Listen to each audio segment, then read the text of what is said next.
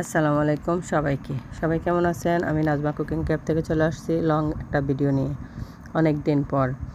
অবশ্যই স্ক্রিনে দেখে বুঝে গেছেন আমি কিসের ভিডিও নিয়ে শেয়ার করতে আসছি। অবশ্যই আপনাদেরকে আজকে ডো তৈরি করে দেখাবো। পিৎজার ডো আমরা কিভাবে তৈরি করি। আমরা যদি প্রথম দর্শনটাই ভালো পারি তাহলে পরবর্তীতে অবশ্যই আমাদের ভালো হবে। তাহলে 1 কাপ ময়দা, এখানে আমার বড় যে আমাদের মেজারমেন্ট কাপ আছে 240 গ্রাম, এটা দিয়ে আমি 1 কাপ ময়দা নিয়ে নিয়েছি। স্বাদ মতো লবণ দিয়েছি। আর এখানে আমি 2 টেবিল চামচ গুঁড়ো দুধ, 1 চামচ চিনি, ইস্ট দিয়েছি আমি 1 চামচ থেকে একটু বেশি। ইস্টটা আমার বেশি দেওয়ার কারণ হলো চিকেনটা আমি ম্যারিনেট করে রাখি, তারপর ডোটা তৈরি করি, তারপর আমার চিকেনটা ভেজে আমি পিৎজাতে চলে যাই। সব মিলিয়ে আমার 20 মিনিটের মধ্যে আমার পিৎজা রেডি হয়ে যায়। আপনারা যদি কেউ 20 থেকে 30 মিনিট 40 মিনিট 1 ঘন্টা রেখে ডোটা তৈরি করে আপনারা পরবর্তীতে অন্য কাজগুলো করেন তাহলে আপনারা 1 চামচ ইস্ট দিলেও হবে। আর ইস্টটা হতে হবে ভালো কোনো মানের, ভালো কোম্পানির। অনেকেই ছোট ছোট বোতল কিনে নেন বাইরে থেকে, ওই ইস্টগুলো অবশ্যই মরা থাকে, সেজন্য আপনাদের পিৎজার ডো সুন্দর হয় না, ভালো হয় না, পারফেক্ট হয় না। এই জন্য আপনাদের পিৎজাগুলো হয় শক্ত, খেতেও তেমন একটা খাস্তা মনে হয়। অবশ্যই আপনাদের পিৎজাগুলো যদি সফট না হয় তাহলে বুঝবেন আপনাদের ইস্টের সমস্যা থাকে।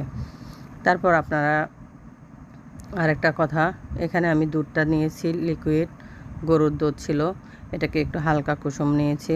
আর আপনারা চাইলে এখানে ডিমও ব্যবহার করতে পারেন, যার ইচ্ছে।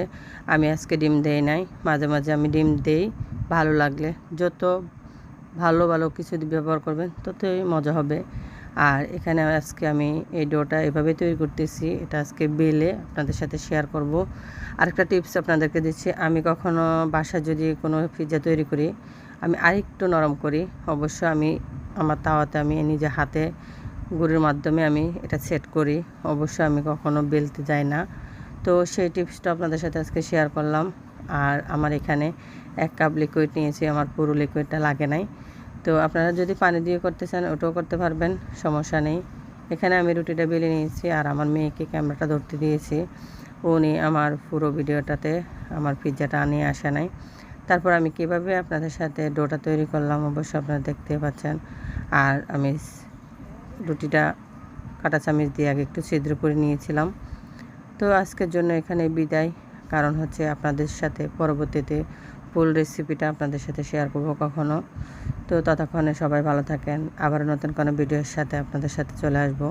লং ভিডিও দিচ্ছি না অনেক দিন পর, এই জন্য আজকে শেয়ার করে ফেললাম।